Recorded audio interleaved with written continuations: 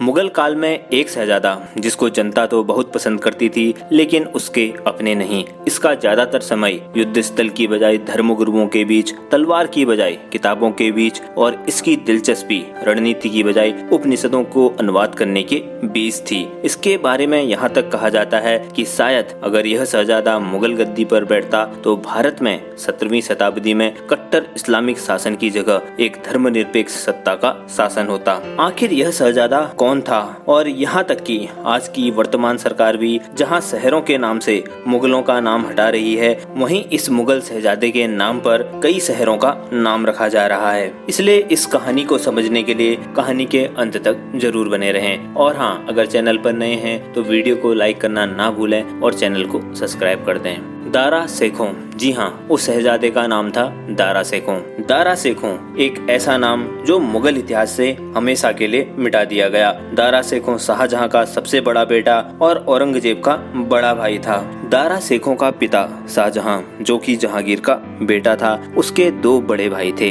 इसलिए शाहजहां को जहांगीर के बाद गद्दी मिलना मुश्किल था। इसलिए गद्दी के लिए शाहजहां जहांगीर के खिलाफ विद्रोह कर देता है, लेकिन इस विद्रोह में वह असफल रहता है, जिस कारण से उसे 4 साल तक के लिए मुगल परिवार से निकाल दिया जाता है। लेकिन ठीक 4 साल बाद उसे एक बार फिर से मुगल परिवार में इस शर्त पर बुलाया जाता है कि शाहजहां को अपने बच्चे यानी जहांगीर के पोतों को जहांगीर के पास महल में ही बंदी बनाकर रखना होगा, ताकि शाहजहां भविष्य में ऐसी गलती दोबारा ना करे। इसलिए करीब 5 साल के लिए शाहजहां के 4 बच्चे दारा शेखों, शाह सहूजा, औरंगजेब और मुराद अपने पिता से अलग रहते हैं।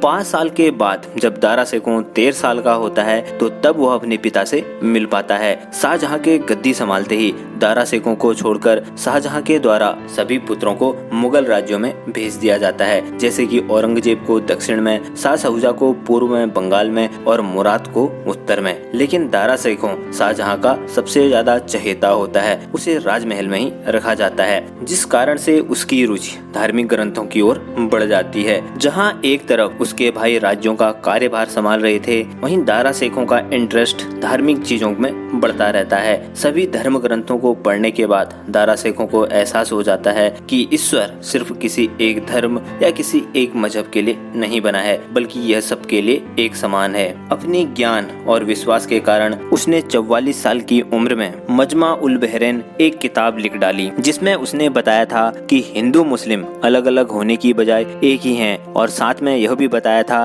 कि आखिर कैसे दोनों धर्मों में कई सारी समानताएं हैं। लेकिन इस किताब के कारण मुगल दरबार में कई लिबरल दारा शेखों के खिलाफ हो जाते हैं। लेकिन इन सब के बाद भी दारा शेखों के द्वारा साल 1657 में उपनिषद के 50 पन्नों को संस्कृत से पर्शियन में ट्रांसलेट कर दिया जाता है और इस किताब का नाम दिया जाता है सिर-ए-अकबर। अब इसमें कई लोगों को लग रहा होगा कि आखिर इन सब में इतनी कौन सी बड़ी बात है, लेकिन आज से 400 साल पहले मुगल या इस्लामिक शासन काल में इस्लाम के खिलाफ आवाज उठाना या उसके खिलाफ बोलना मुश्किल ही नहीं, नामुमकिन था। लेकिन इस सब के बाद भी दारा शेखों के द्वारा राजपाट को छोड़कर इस सब पर ध्यान दिया जाता है। साल 1657 में शाहजहां बीमार पड़ने लगता है और जब यह खबर दारा शेखों के भाइयों तक पहुंचती है तो उनको लगता है कि अगर बीमारी के कारण शाहजहां की मौत हो जाएगी तो गद्दी सीधे दारा शेखों को मिल जाएगी। इसलिए शाह सहूजा, जो कि बंगाल का गवर्नर होता है और दारा शेखों का छोटा भाई होता है, वह खुद को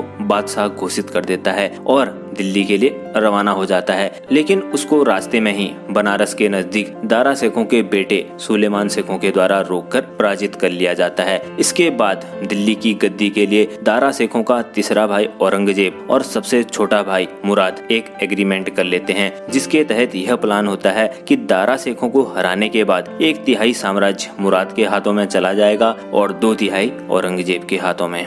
इस एग्रीमेंट के कारण दोनों की कंबाइंड आर्मी दिल्ली के लिए रवाना हो जाती है और जब दारा शेखों को इस बारे में पता चलता है तो वह भी अपनी एक आर्मी राजा जसवंत सिंह के अंतर्गत औरंगजेब और मुराद के खिलाफ भेज देता है। दोनों की आर्मी उज्जैन से लगभग 15 किलोमीटर दक्षिण में धर्मात नामक एक जगह पर मिलती है, लेकिन औरंगजेब और मुराद की बड़ी सेना के सामने जसवंत सिंह की आर्मी नहीं टिक पाती है। राजा जसवंत सिंह युद्ध स्थल छोड़कर भाग निकलते हैं। इसके बाद तो औरंगजेब और मुराद की आर्मी दिल्ली के लिए चढ़ाई शुरू कर देती है। यहाँ 5 लाख सैनिकों के साथ दारा शेखों की आर्मी उनका इंतजार आगरा में कर रही होती है। आगरा से महज 8 किलोमीटर की दूरी पर सामुग्रह नामक एक जगह पर दोनों की आर्मी का आमना सामना होता है। दोनों की आर्मी में भयंकर युद्ध होता है और इसी बीच दारा शेखों का हाथी घायल हो जाता है, जिस कारण से वह हाथी से नीचे गिर जाता है और घोड़े का सहारा लेता है।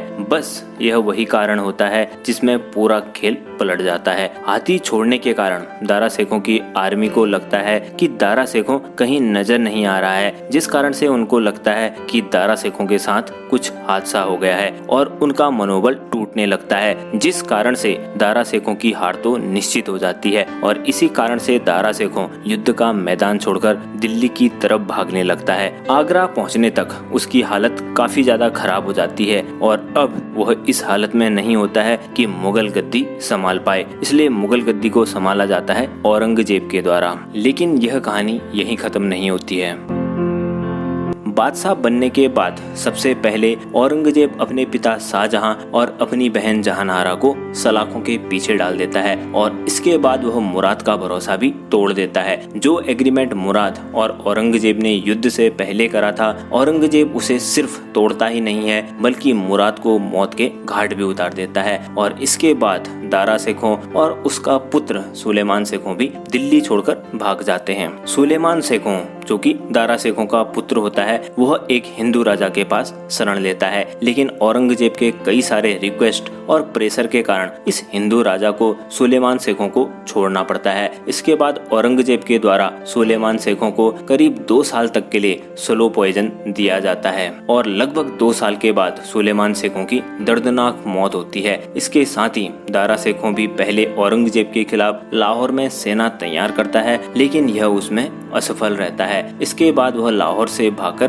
गुजरात छुपता है, लेकिन औरंगजेब के द्वारा उसे वहां भी ढूंढ लिया जाता है। फाइनली उसे औरंगजेब के द्वारा दिल्ली लाया जाता है। दिल्ली लाने के बाद औरंगजेब के द्वारा अपने भाई दारा को एक छोटे हाथी के पीठ पर बैठाकर उसकी दिल्ली की गलियों में परेड करवाई जाती है। दारा शेखों की हालत इतनी खराब होती है कि वह हाथी के मल से पूरी तरह से गंदा हो चुका होता है और वह इस कदर घायल होता है कि वह अपना सर शर्म के मारे उठाने में असफल रहता है। दिल्ली की पूरी जनता की नजर उस पर टिकी रहती है। दारा शेखों के प्रति लोगों की काफी ज्यादा सिंपैथी होती है, लेकिन कोई भी औरंगजेब की डर से एक आवाज तक नहीं उठा पाता है। और फाइनली 30 अगस्त 1659 की रात को दारा शेखों का सर धड़ से अलग कर दिया जाता है और इसके साथ ही उसके बिना सिर के शरीर को पूरे दिल्ली शहर में घुमाया जाता है, ताकि लोगों को पता चल सके कि आखिर राजा के खिलाफ आवाज उठाने वाले का क्या हश्र होता है। तो दोस्तों, ये तो कहानी थी महान दारा शेखों की, जिसकी गलती सिर्फ इतनी थी कि वह